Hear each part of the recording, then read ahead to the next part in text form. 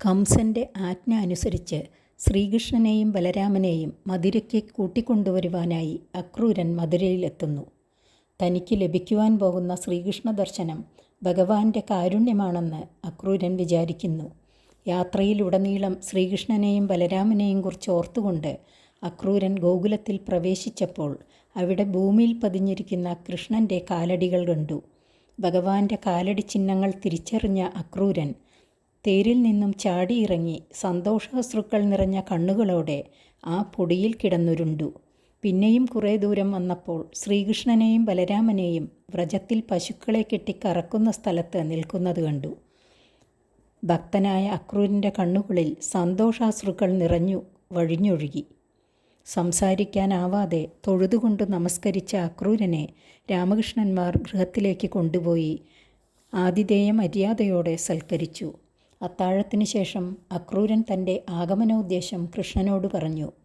കംസൻ ധനുർയാഗം എന്ന വ്യാജേന ശ്രീകൃഷ്ണനെ വധിക്കാനായി ചാണൂരാദി മല്ലന്മാരെ ഏർപ്പെടുത്തിയിരിക്കുന്നു. നാരദൻ കംസൻ്റെ അടുത്തു വന്ന് വസുദേവൻ്റെ പുത്രനാണ് കൃഷ്ണൻ, നന്ദഗോപൻ്റെ പുത്രനല്ലെന്ന് പറഞ്ഞ് കംസനെ ഇളക്കിത്തീർത്ത കാര്യവും പറഞ്ഞു. പിറ്റേന്നു രാവിലെ അക്രൂരനോടൊപ്പം ബലരാമനും ശ്രീകൃഷ്ണനും തേരിൽ കയറി മധുരയ്ക്ക് പുറപ്പെട്ടു. മധ്യാഹ്നം കഴിച്ചു വരുവാൻ അനുമതി വാങ്ങിക്കൊണ്ട് അക്രൂരൻ കാളിന്തി നദിയുടെ തീരത്തുള്ള അനന്തതീർത്ഥം എന്നു പേരുള്ള സ്നാനഘട്ടത്തിൽ പ്രവേശിച്ചു. ആ ജലത്തിൽ മുങ്ങിക്കിടന്നുകൊണ്ട് പ്രണവമന്ത്രം ജപിച്ച അക്രൂരൻ തേരിൽ ഒരുമിച്ചിരിക്കുന്ന രാമകൃഷ്ണന്മാരെ ജലത്തിനുള്ളിൽ കണ്ടു. ബാലകന്മാരായ രാമകൃഷ്ണന്മാരെ മല്ലന്മാരുടെ അടുത്തേക്ക് കൊണ്ടുപോകുന്നതിൽ വിഷമിച്ചിരിക്കുന്ന അക്രൂരന് തങ്ങളുടെ വൈഭവം കാട്ടിക്കൊടുത്ത് അനുഗ്രഹിക്കണമെന്ന് വിചാരിച്ച ഭഗവാൻ തൻ്റെയും ജ്യേഷ്ഠൻ്റെയും രൂപം അക്രൂരന് കാണിച്ചു കൊടുത്തു. തേരിലിരുന്നവർ എങ്ങനെ വെള്ളത്തിൽ വന്നു എന്ന് ആലോചിച്ച് അക്രൂരൻ ജലത്തിൽ നിന്നും പൊങ്ങി തേരിലേക്ക് നോക്കി. അപ്പോൾ രണ്ടുപേരും തേരിലിരിക്കുന്നത് കണ്ടു. തൻ്റെ ഭ്രമം നിമിത്തം തോന്നിയതാവുമെന്ന് വിചാരിച്ച് വീണ്ടും മുങ്ങിയപ്പോൾ ജലാന്തർഭാഗത്ത് ശ്രീകൃഷ്ണനെ കണ്ട സ്ഥാനത്ത് ആദിശേഷനെ കണ്ടു. ആദിശേഷനിൽ ശയിക്കുന്ന മഹാപുരുഷനെയും കണ്ടു. ഭക്തനായ അക്രൂരൻ സന്തോഷപരവശനായി ഭവിച്ചുവെങ്കിലും ക്രമേണ ധൈര്യം അവലംബിച്ചു. മനസ്സിനെ സാവധാനപ്പെടുത്തി കൈകൾ രണ്ടും യോജിപ്പിച്ച് ശിരസിൽ വെച്ച് തലതാഴ്ത്തി ഭഗവാനെ നമസ്കരിച്ചു. സന്തോഷാധിക്യത്താൽ ഒഴുകുന്ന നേത്രജലത്താൽ തടസ്സപ്പെട്ട കണ്ഠത്തിൽ കൂടി ഇടറി വരുന്ന വാക്കുകൾ കൊണ്ട് മെല്ലെ മെല്ലെ ഭഗവാനെ സ്തോത്രം ചെയ്തു. ശ്രീമദ് ഭാഗവതത്തിലെ ദശമസ്കന്ധത്തിൽ 40-ാം അധ്യായത്തിലെ 1 മുതൽ 30 വരെയുള്ള ശ്ലോകങ്ങളാണ് അക്രൂരസ്തുതി. അക്രൂര ഉവാച നതോസ്മ്യഹം ത്വാഖില ഹേതുഹേതും നാരായണം പുരുഷമാധ്യമവ്യയം എന്നാഭിജാതാരവിന്ദകോശാത് ബ്രഹ്മാവിരാസീദ്യതരേഷ ലോകഃ. അക്രൂരൻ സ്തുതിച്ചു. ഹേ കൃഷ്ണ, ഞാൻ അങ്ങയെ സ്തുതിക്കുന്നു. എന്തുകൊണ്ടെന്നാൽ സമസ്ത ചരാചരങ്ങളുടെയും കാരണമായിരിക്കുന്ന പ്രകൃത്യാദി തത്വങ്ങൾക്കും കാരണം അങ്ങാകുന്നു. സകല ലോകസ്രഷ്ടാവായ ബ്രഹ്മാവ് അങ്ങയുടെ നാഭിയിൽ നിന്ന് ഉത്ഭവിച്ച താമരയിൽ നിന്നുണ്ടായതിനാൽ അങ്ങ് ആദിയും അവസാനവുമില്ലാത്ത പരിപൂർണ സ്വരൂപനായ ശ്രീനാരായണനാകുന്നു. അതുകൊണ്ട് ഞാൻ അങ്ങയെ നമസ്കരിക്കുന്നു. 2-ാമത്തെ ശ്ലോകം. ഭൂസ്തോയമഗ്നിപവനഖമാതിർ മഹാനജാതിർ മന ഇന്ദ്രിയാണി സർവേന്ദ്രിയാർത്താ വിബുധാശ്ച സർവേ ഏഹേതവസ്തേ ജഗതോംഗഭൂതാഃ. പൃഥ്വി, ജലം, അഗ്നി, വായു, ആകാശം, ആകാശകാരണമായ അഹങ്കാരം, മഹത്തത്വം, മൂലപ്രകൃതി, ഇതിൻ്റെ കാരണമായ പുരുഷൻ, മനസ്സ്, നേത്രാദികളായ 10 ഇന്ദ്രിയങ്ങൾ, ശബ്ദം, സ്പർശം, രൂപം, രസം, ഗന്ധം മുതലായ വിഷയങ്ങൾ ഇന്ദ്രിയങ്ങളെ അധിവസിക്കുന്നു. സകല ദേവന്മാർ എന്നിങ്ങനെ ലോകത്തിൻ്റെ കാരണഭൂതന്മാരായിരിക്കുന്ന സകലരും അങ്ങയിൽ നിന്നുണ്ടായവരാകുന്നു. അതിനാൽ ലോകം അങ്ങാകുന്ന കാരണത്തെ ആശ്രയിച്ചിരിക്കുന്നു. 3-ാമത്തെ ശ്ലോകം. നൈതേ സ്വരൂപം വിദുരാത്മനസ്തേ ഹ്യാജാതയോനാത്മതയാ ഗൃഹീതാഃ അജോനുബദ്ധഃ ഗുണൈരജായ ഗുണാത്പരം വേദന തേ സ്വരൂപം. ആത്മാവല്ലാത്തവയെന്ന ഹേതുവാൽ അറിയപ്പെടുന്ന പ്രകൃതി മുതലായ ഇവ ആത്മാവായിരിക്കുന്ന അങ്ങയുടെ സ്വരൂപത്തെ അറിഞ്ഞില്ല. സൃഷ്ടികർത്താവായ ബ്രഹ്മാവ് കൂടി ഗുണത്താൽ മറയ്ക്കപ്പെട്ടവനായിരിക്കയാൽ ഗുണാതീതമായിരിക്കുന്ന അങ്ങയുടെ പരമാർത്ഥ സ്വരൂപത്തെ അറിയാത്തതുകൊണ്ടല്ലേ പശുക്കളെയും ഗോപകന്മാരെയും മറ്റും മറച്ചുവെച്ച് അങ്ങയെ തോൽപ്പിക്കാൻ ശ്രമിച്ചത്? അങ്ങനെയിരിക്കെ മായാഗുണബന്ധരായിരിക്കുന്ന സാധാരണ ജീവന്മാർ അങ്ങയെ അറിയുകയില്ലെന്ന് പിന്നെ പറയണമോ? 4-ാമത്തെ ശ്ലോകം. ത്വം യോഗിനോ യജന്ത്യന്ത മഹാപുരുഷമീശ്വരം സാധ്യാത്മം സാധിഭൂതം ച സാധിദൈവം ച സാധവഃ. സർവചരാചരങ്ങളുടെ ഉള്ളിലും പുറത്തും വ്യാപിച്ചും എല്ലാവരെയും അവരവരുടെ വാസനകൾക്കനുസരിച്ച് വ്യാപാരങ്ങളിൽ ഏർപ്പെടുത്തിക്കൊണ്ടിരിക്കുന്നവനാകുന്നു അങ്ങ് എന്നറിഞ്ഞിരിക്കുന്ന യോഗികൾ അങ്ങയെ ഭജിക്കുന്നു. ചില സജ്ജനങ്ങൾ ശരീരത്തിൽ അധിവസിക്കുന്നവനാകുന്നു അങ്ങെന്ന ദൃഢജ്ഞാനത്താൽ സാക്ഷിരൂപനായിട്ട് അങ്ങയെ ഉപാസിക്കുന്നു. മറ്റു ചിലർ സർവഭൂതങ്ങളിൽ അന്തര്യാമിയായിരിക്കുന്നവനാണ് അങ്ങ് എന്നറിഞ്ഞുപാസിക്കുന്നു. വേറെ ചിലർ ആദിത്യമണ്ഡലത്തിൽ വസിക്കുന്ന തേജോമയനായ മഹാപുരുഷനാണ് അങ്ങ് എന്നറിഞ്ഞുപാസിക്കുന്നു. ഇങ്ങനെ ഓരോരുത്തർ ഓരോ വിധം ഉപാസിക്കുമ്പോൾ അവരിൽ കരുണയോടുകൂടി അതാതു വിധത്തിൽ അങ്ങയുടെ രൂപം അവർക്ക് അനുഭവപ്പെടുത്തി കൊടുക്കുന്നു. ചിലർ സാങ്ക്യമതത്തെയും ചിലർ യോഗമതത്തെയും അനുസരിച്ച് ഭജിക്കുന്നു എന്നു സാരം. 5-ാമത്തെ ശ്ലോകം. ത്വയ്യാജ വിദ്യയാ കേചിത് ത്വാം വൈ വൈതാനികാദ്യുജാഃ യജന്തേ വിദതൈരത്നൈർനാനാരൂപാമരാഖ്യയാ. യാഗനിഷ്ഠന്മാരായ ചില ബ്രാഹ്മണർ ബഹുവിധങ്ങളായി പരന്നുകിടക്കുന്ന യാഗങ്ങൾ കൊണ്ട് നാനാവിധ രൂപങ്ങളോടും ദേവന്മാരുടെ നാമങ്ങളോടും കൂടി അങ്ങയെ തന്നെ ത്രയീവിദ്യ കൊണ്ടും ഭജിക്കുന്നു. 6-ാമത്തെ ശ്ലോകം. ഏകേ ത്വാഖില കർമാണി സംന്യസ്യോപശമം ഗതാഃ ജ്ഞാനിനോ ജ്ഞാനയത്നേന യജന്തി ജ്ഞാനവിഗ്രഹം. മുഖ്യന്മാരായ ജ്ഞാനികൾ സകല കർമ്മങ്ങളെയും തീരെ ഉപേക്ഷിച്ചിട്ട് ജ്ഞാനസ്വരൂപനായിരിക്കുന്ന അങ്ങയെ ജ്ഞാനമാകുന്ന യാഗം കൊണ്ട് ആരാധിക്കുന്നു. 7-ാമത്തെ ശ്ലോകം. അന്യേജ സംസ്കൃതാത്മാനോ വിധിനാഭിഹിതേന തേ യജന്തി ത്വന്മയാസ്ത്വാം വൈ ബഹുമൂർത്തേകമൂർത്തികം. കർമാനുസരണം ഓരോരുത്തരുടെ ബുദ്ധി ഓരോ വിധം ഇരിക്കുമെന്നറിഞ്ഞ അങ്ങ് സകല ജീവന്മാരെയും അനുഗ്രഹിക്കാൻ വേണ്ടി ഉപാസന ഭേദങ്ങൾ നിശ്ചയിച്ചിരിക്കുന്നു. അതറിഞ്ഞു വൈഷ്ണവാദി ദീക്ഷകളാൽ ദേഹശുദ്ധി വരുത്തിയിരിക്കുന്ന വൈഷ്ണവർ എന്ന ഉപാസകന്മാർ അങ്ങ് ഭക്തന്മാരെ അനുഗ്രഹിക്കാനായി 4 വിധ മൂർത്തിഭേദങ്ങൾ ധരിച്ചിരിക്കുന്നവനാകയാൽ ബഹുരൂപനെന്നും മഹാനാരായണനെന്ന നാമരൂപം ധരിച്ചിരിക്കുന്ന സർവേശ്വരനാകയാൽ ഏകമൂർത്തി എന്നും നിശ്ചയിച്ച് അങ്ങയെ തന്നെ സർവേശ്വരനായി കരുതി ഭജിക്കുന്നു. 8-ാമത്തെ ശ്ലോകം. ത്വാമേവാന്യേ ശിവോക്തേന മാർഗേണ ശിവരൂപിണം ബാഹ്വാചാര്യവിഭേദേന ഭഗവൻ സമുപാസതേ.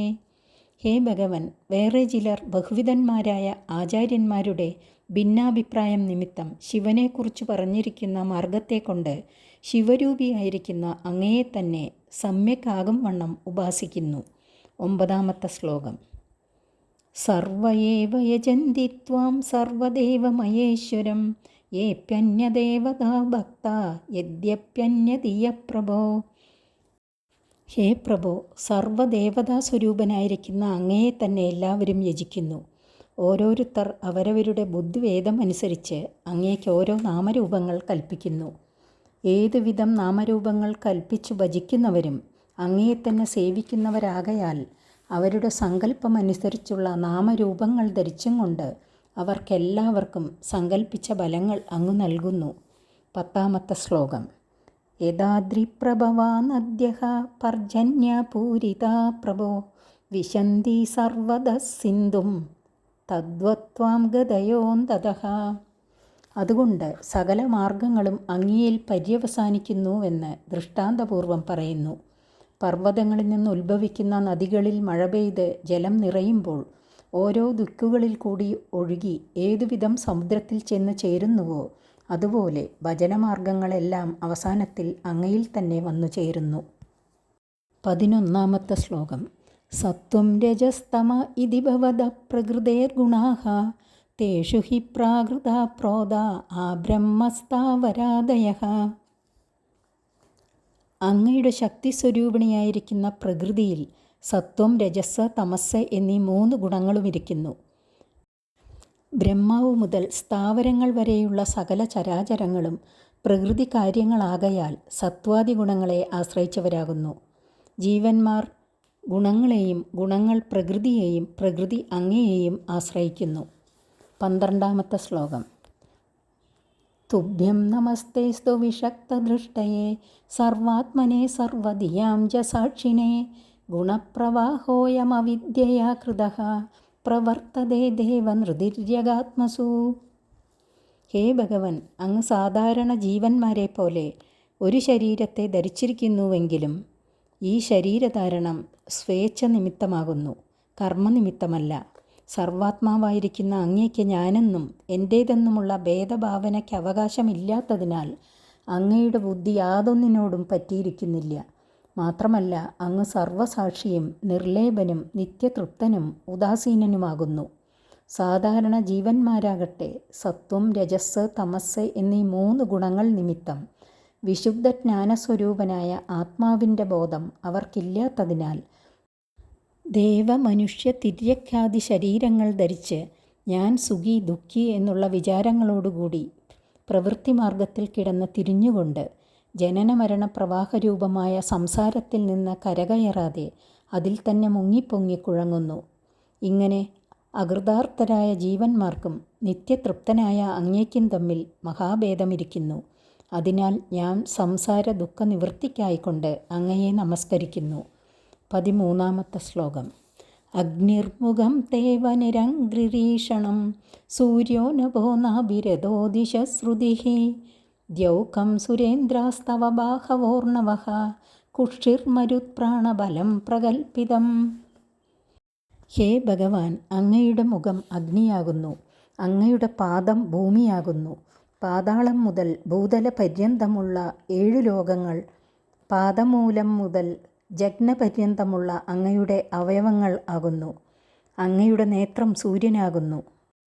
നാഭി മുതൽ നെറ്റി വരെയുള്ള അവയവങ്ങൾ ഭുർലോകം മുതൽ തപോലോകം വരെയുള്ള ലോകങ്ങളാകുന്നു. ശ്രോത്രം ദിക്കുകളാകുന്നു. മൂർധാവ് സത്യലോകമാകുന്നു.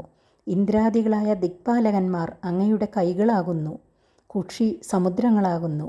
അങ്ങയുടെ പ്രാണനും അതിൻ്റെ ബലവും വായുവാകുന്നു. അങ്ങയുടെ സ്വരൂപത്തെ ഉപാസകന്മാർക്ക് ധ്യാനിക്കാനായി ഈ വിധം കൽപ്പിക്കപ്പെട്ടിരിക്കുന്നു. 14-ാമത്തെ ശ്ലോകം. രോമാണി വൃക്ഷൗഷധയ ശിരോരുഹ മേഘ പരസ്യാസ്തി നഖാനി തേദ്രയഃ നിമേഷണം രാത്രിഹനി പ്രജാപതിർമേഢ്രസ്തു വൃഷ്ടിസ്തവ വീര്യമീക്ഷ്യതേ. പരമേശ്വരനായ അങ്ങയുടെ രോമങ്ങൾ വൃക്ഷങ്ങളും ചെടികളും തലമുടികൾ മേഘങ്ങളും എല്ലുകളും നഖങ്ങളും പർവ്വതങ്ങളും നിമേഷണോന്മേഷങ്ങൾ രാത്രിയും പകലും ഗുഹ്യേന്ദ്രിയം ബ്രഹ്മാവും രേതസ് വർഷവുമാകുന്നുവെന്ന് പറയപ്പെട്ടിരിക്കുന്നു. രാത്രിയും പകലും വിരാട് പുരുഷൻ്റെ നിമേഷവും ഉന്മേഷവും ആണെന്ന് പറഞ്ഞിരിക്കുന്നത് ബ്രഹ്മാവിൻ്റെ രാത്രിയും പകലുമാണ്. 15-ാമത്തെ ശ്ലോകം. ത്വയ്യവ്യയാത്മൻ പുരുഷേ പ്രകൽപ്പിത ലോകാ സപാല ബഹുജീവസങ്കുലാഃ യഥാ ജലേ സഞ്ചിഹതേ ജലൗകസോऽപ്യുദുംബരേ വാ മശകാ മനോമയേ. ജന്മാദിവികാരരഹിത സ്വരൂപനും പരിശുദ്ധ മനസ്സുള്ള മഹാത്മാക്കളാൽ ഗ്രഹിക്കപ്പെടുവാൻ യോഗ്യനായുമിരിക്കുന്ന അങ്ങയിൽ സർവ്വജീവജാലങ്ങളാൽ വ്യാപ്തങ്ങളായും ലോകപാലകന്മാരോട് കൂടിയവയുമായിരിക്കുന്ന എല്ലാ ലോകങ്ങളും കൽപ്പിതങ്ങളായിട്ടിരിക്കുന്നു. ജലത്തിൽ ജലജന്തുക്കളും അത്തിവൃക്ഷത്തിൽ അസംഖ്യം കായകളും ഉണ്ടാകും. അത്തികേസരങ്ങളിൽ അനേകം കൊതുക്കളും ഒന്നോടൊന്നു തൊടാതെ പരസ്പരം അറിയാതെയും വസിക്കുന്നതുപോലെ ഏകനായിരിക്കുന്ന അങ്ങയിൽ അനന്തങ്ങളായിരിക്കുന്ന ബ്രഹ്മാണ്ടങ്ങൾ ഒന്നോടൊന്നു തൊടാതെയും അന്യോന്യ വർത്തമാനം അറിയാതെയുള്ള വിധത്തിൽ സുഖമായി സഞ്ചരിക്കുന്നു. 16-ാമത്തെ ശ്ലോകം. യാനി യാനീഹരൂപാണി ക്രീഡനാർത്ഥം വിഭർഷിഃ തൈരാമൃഷ്ടശുചോ ലോകാ മുദാ ഗായന്തി തേ യശഃ. ഈ ലോകത്തിൽ ക്രീഡക്കായിക്കൊണ്ട് യാതൊരു മത്സ്യാദിരൂപങ്ങൾ അങ്ങു ധരിച്ച ഭക്തന്മാർക്കുണ്ടാകുന്ന ആധ്യാത്മികാദി താപത്രയത്തെ നിശേഷം നശിപ്പിച്ച് പരമാനന്ദത്തെ കൊടുക്കുന്നുവോ അതുകാരണം ഭക്തജനങ്ങൾ അങ്ങയുടെ യശസ്സിനെ സന്തോഷത്തോടുകൂടി കീർത്തനം ചെയ്യുന്നു. 17-ാമത്തെ ശ്ലോകം. നമഃകാരണമത്സ്യായ പ്രളയാബ്ധിചരായ ച ഹയശീഷ്ണേ നമസ്തുഭ്യം മധുകൈടഭമൃത്യുവേ. സത്യവ്രതനെ രക്ഷിച്ച് സമുദ്രത്തിൽ താണുപോയ വേദങ്ങളെ ഉദ്ധരിക്കാനായി പ്രളയസമുദ്രത്തിൽ മത്സ്യരൂപം ധരിച്ചു സഞ്ചരിച്ചവനായ അങ്ങേക്കു നമസ്കാരം. മധു, കൈടഭൻ എന്നീ അസുരന്മാരെ കൊല്ലാൻ വേണ്ടി ഹയഗ്രീവനായി അവതരിച്ച അങ്ങേക്കു നമസ്കാരം. 18-ാമത്തെ ശ്ലോകം. അഘൂപാരയാ ബൃഹദേ നമോ മന്ദരധാരിണേ ക്ഷിത്യുദ്ധാരവിഹാരായ നമസ്സൂഖരമൂർത്തയേ. പാലാഴിമദനത്തിൽ താണുപോയ മന്ദരപർവ്വതത്തെ പൊക്കുവാൻ വേണ്ടി സ്വീകരിച്ച മഹാകൂർമ്മസ്വരൂപിയായും താണുപോയ ഭൂമിയെ ഉയർത്താൻ വേണ്ടിയെടുത്ത സൂകരമൂർത്തിയായിരിക്കുന്ന അങ്ങേക്കായിക്കൊണ്ട് നമസ്കാരം. 19-ാമത്തെ ശ്ലോകം. നമസ്തേ അത്ഭുതസിംഹായ സാധുലോകഭയാഭഹ വാമനായ നമസ്തുഭ്യം ക്രാന്തത്രിഭുവനായ ച. അല്ലയോ ഭക്തന്മാരുടെ ഭയത്തെ നശിപ്പിക്കുന്ന ഭഗവാനെ, ഭക്താഗ്രഗണ്യനായ ഹിരണ്യകശുവിനെ നിഗ്രഹിക്കാൻ വേണ്ടി മനുഷ്യാകൃതിയായ ശരീരത്തോടും സിംഹാകൃതിയായ മുഖത്തോടും കൂടിയ ആശ്ചര്യസ്വരൂപത്തെ സ്വീകരിച്ച നരസിംഹാകൃതിയായ അങ്ങേക്കായിക്കൊണ്ട് നമസ്കാരം. മഹാബലിയുടെ കയ്യിൽ നിന്നും 3 അടി മണ്ണു യാചിച്ച് 3 ലോകങ്ങളെയും 3 അടിയായി അളന്നെടുക്കുവാൻ വേണ്ടി അവതരിച്ച വാമനമൂർത്തിയായ അങ്ങേക്കായിക്കൊണ്ട് നമസ്കാരം. 20-ാമത്തെ ശ്ലോകം. നമോ ഭൃഗുണാം പതയേ ദൃപ്തക്ഷത്രവനച്ഛിതേ നമസ്തേ രഘുവര്യായ രാവണാന്തകരായ ച. അഹങ്കാരികളായ ക്ഷത്രിയന്മാരാകുന്ന കാടുകളെ വെട്ടി അറുത്തുകൊണ്ട് ലോകത്തെ രക്ഷിക്കാൻ വേണ്ടി അവതരിച്ച പരശുരാമനായ അങ്ങേക്കായിക്കൊണ്ട് നമസ്കാരം. ലോകോപദ്രവിയായ രാവണനെ കൊന്ന് ഭക്തന്മാരുടെ സങ്കടത്തെ തീർക്കാൻ വേണ്ടി രഘുശ്രേഷ്ഠനായി അവതരിച്ച ശ്രീരാമചന്ദ്രനായ അങ്ങേക്കായിക്കൊണ്ട് നമസ്കാരം. 21-ാമത്തെ ശ്ലോകം. നമസ്തേ വാസുദേവായ നമസംകർഷണായ ച പ്രത്യുമ്നായ അനിരുദ്ധായ സാത്വതാം പദയേ നമഃ. ഭക്തന്മാരുടെ രക്ഷകനായി വസുദേവപുത്രനായി അവതരിച്ച അങ്ങേക്കായിക്കൊണ്ട് നമസ്കാരം. അനന്താംശംഭൂതനായ ബലരാമസ്വരൂപനായ അങ്ങേക്കു നമസ്കാരം. പ്രത്യുമ്നനായ അങ്ങേക്കായിക്കൊണ്ട് നമസ്കാരം. അനിരുദ്ധനായ അങ്ങേക്കായിക്കൊണ്ട് നമസ്കാരം. 22-ാമത്തെ ശ്ലോകം. നമോ ബുദ്ധായ ശുദ്ധായ ദൈത്യദാനവമോഹിനേ മ്ലേച്ഛപ്രായക്ഷത്രഹന്ത്രേ നമസ്തേ കൽക്കിരൂപിണേ. ദൈത്യന്മാരെയും ദാനവന്മാരെയും മോഹിപ്പിച്ച പരിശുദ്ധ സ്വരൂപനുമായ ബുദ്ധദേവനായിക്കൊണ്ട് നമസ്കാരം. മ്ലേച്ഛപ്രായന്മാരായ ക്ഷത്രിയന്മാരുടെ നാശകനായിരിക്കുന്ന കൽക്കിരൂപിയായ അങ്ങേക്കായിക്കൊണ്ട് നമസ്കാരം. 23-ാമത്തെ ശ്ലോകം. ഭഗവൻ ജീവലോകോയം മോഹിതസ്തവമായയാ അഹം മമേത്യ സദ്ഗ്രാഹോ ഭ്രാമ്യതേ കർമ്മവർമ്മസു. അല്ലയോ ഭഗവാനെ, അങ്ങയുടെ മായയാൽ മോഹിപ്പിക്കപ്പെട്ട ഈ ജീവലോകം ഞാൻ എൻ്റെ എന്നീ വിധം അതിതുച്ഛമായിരിക്കുന്ന ദേഹത്തിലും അതിനെ അനുസരിച്ചതായ ധനപുത്രാദികളിലും അഭിമാനത്തോടു കൂടിയതായി വിഷയാദികളെ സമ്പാദിക്കാനുള്ള ഉപായങ്ങളിൽ കിടന്ന് ചുറ്റിത്തിരിയുന്നു. അതേ വിധത്തിൽ അങ്ങയുടെ മായയാൽ മോഹിതനായിരിക്കുന്ന എന്നെ ആ വിധം വലയ്ക്കാതെ മായയിൽ നിന്ന് വിടർത്തി പാതാരവിന്ദങ്ങളിൽ ചേർക്കണമേ. 24-ാമത്തെ ശ്ലോകം. അഹം ചാത്മാത്മജാകാരധാരാർത്ഥസ്വജനാദിഷു ഭ്രമാമി സ്വപ്നകൽപ്പേഷു മൂഢസത്യധിയാ പ്രഭോ. അങ്ങയുടെ മായയാൽ മോഹിപ്പിക്കപ്പെട്ടിരിക്കുന്ന ഈ ലോകത്തിൽ ഉൾപ്പെട്ടിരിക്കുന്ന ഞാനും മോഹിതനായിരിക്കുന്നു. ഞാനും ക്ഷണഭംഗുരങ്ങളായിരിക്കുന്ന ദേഹം, പുത്രന്മാർ, ഗൃഹം, ഭാര്യ, ധനം, ബന്ധുക്കൾ മുതലായവയിൽ അറിവില്ലാത്തവനായിട്ട് അവ ഒരിക്കലും നശിക്കാത്തവയാണെന്നുള്ള വിശ്വാസത്തോടെ ഞാനെന്നും എൻ്റേതെന്നുള്ള ഭാവത്തെ വെച്ചുകൊണ്ട് ജനനമരണ രൂപമായ സംസാര സമുദ്ര ചുഴികളിൽപ്പെട്ട് വട്ടം ചുറ്റിത്തിരിയുന്നു. 25-ാമത്തെ ശ്ലോകം. അനിത്യാനാത്മദുഃഖേഷു വിപര്യയമതിർഗഹം ദ്വന്ദ്വാരാമസ്തമോവിഷ്ടോ ന ജാനേ ത്വാത്മനപ്രിയം. നശിച്ചു പോകുന്ന ദേഹാദികൾ നശിക്കാത്തവയെന്നും ആത്മാവല്ലാത്തവയിലെന്നും ദുഃഖത്തെ തരുന്നവയെ സുഖത്തെ തരുന്നവയെന്നും വിപരീത ബുദ്ധിയെ വെച്ചുകൊണ്ടിരിക്കുന്ന ഞാൻ സുഖദുഃഖ ദ്വന്ദ്ങ്ങളിൽ തമോവിഷ്ടനായിട്ട് ആത്മാവിന് പ്രിയനായ അങ്ങയെ അറിയുന്നില്ല. 26-ാമത്തെ ശ്ലോകം. യഥാബുധോ ജലം ഹിത്വാ പ്രതിച്ഛന്നം തദുദ്ഭവൈഃ അഭ്യേതി മൃഗതൃഷ്ണാം വൈ തദ്വത്വാഹം പരാങ്മുഖഃ. അറിവില്ലാത്തവൻ എപ്രകാരം വെള്ളം കുടിക്കുവാൻ ആഗ്രഹത്തോടുകൂടി അലയുമ്പോൾ വെള്ളത്തിൽ നിന്നുണ്ടായി അതിൽ തന്നെ വളർന്നുകൊണ്ടിരിക്കുന്ന പുല്ലുകളാൽ മറയ്ക്കപ്പെട്ട ജലാശയത്തെ ഉപേക്ഷിച്ച് ജലം പോലെ തോന്നുന്ന മന്ദമരീചികയെ നോക്കിയിട്ട് വെള്ളമെന്ന് വിചാരിച്ച് ഓടുന്നുവോ, അപ്രകാരം പരമാനന്ദ സ്വരൂപനായിരിക്കുന്ന അങ്ങയെ ഉപേക്ഷിച്ച് ആഭാസ വിഷയസുഖങ്ങളിൽ ആസക്തനായിട്ട് ഞാൻ അലയുന്നു. 27-ാമത്തെ ശ്ലോകം. നോത്സഹേഹം കൃപണതീഹി കാമകർമ്മഹതം മനഃ രോദ്ധും പ്രമാദിഭിശ്ചാക്ഷൈർഹ്രിയമാണമിതസ്തതഃ. അറിയേണ്ടുന്നവയെ അറിയാൻ കഴിയാതെ കൃപണതീയായിരിക്കുന്ന ഞാൻ കാമകർമ്മങ്ങളാൽ കലുഷിതമായും അതിബലശാലികളായ ഇന്ദ്രിയങ്ങളാൽ ചലിക്കപ്പെടുന്നതായുമിരിക്കുന്ന മനസ്സിനെ പിടിച്ചടക്കുവാൻ സമർത്ഥനാകുന്നില്ല. 28-ാമത്തെ ശ്ലോകം. സോഹം തവാങ്കൃവഗതോസ്മ്യ സദാം ദുരാപം തച്ചാപ്യഹം ഭവദനുഗ്രഹ ഈശമന്യേ പുംസോ ഭവേദ്യർഹി സംസരണാപവർഗ സ്ത്വയ്യബ്ജനാഭസതുപാസനയാ മതി സ്യാത്. മേൽപ്രകാരം ഇരിക്കുന്ന ഞാൻ അസത്തുക്കൾക്ക് പ്രാപിക്കാൻ കഴിയാത്ത അങ്ങയുടെ പാദകമലത്തെ ശരണം പ്രാപിച്ചിരിക്കുന്നു. അങ്ങയെ ശരണം പ്രാപിക്കാൻ ഇടവന്നത് അങ്ങയുടെ അനുഗ്രഹവിശേഷം തന്നെയെന്ന് ഞാൻ വിചാരിക്കുന്നു. ബ്രഹ്മദേവനും കൂടി ഉൽപ്പത്തിസ്ഥാനമായ അല്ലയോ പത്മനാഭ, എന്തുകൊണ്ടെന്നാൽ സംസാരികൾക്ക് എപ്പോൾ സജ്ജന സംസർഗമുണ്ടാകുന്നുവോ അപ്പോൾ അങ്ങയിൽ ഭക്തി ഉത്ഭവിക്കുന്നു. എപ്പോൾ ഭക്തി ഉണ്ടാകുന്നുവോ അപ്പോൾ സംസാര ദുഃഖശമനമുണ്ടാകുന്നു.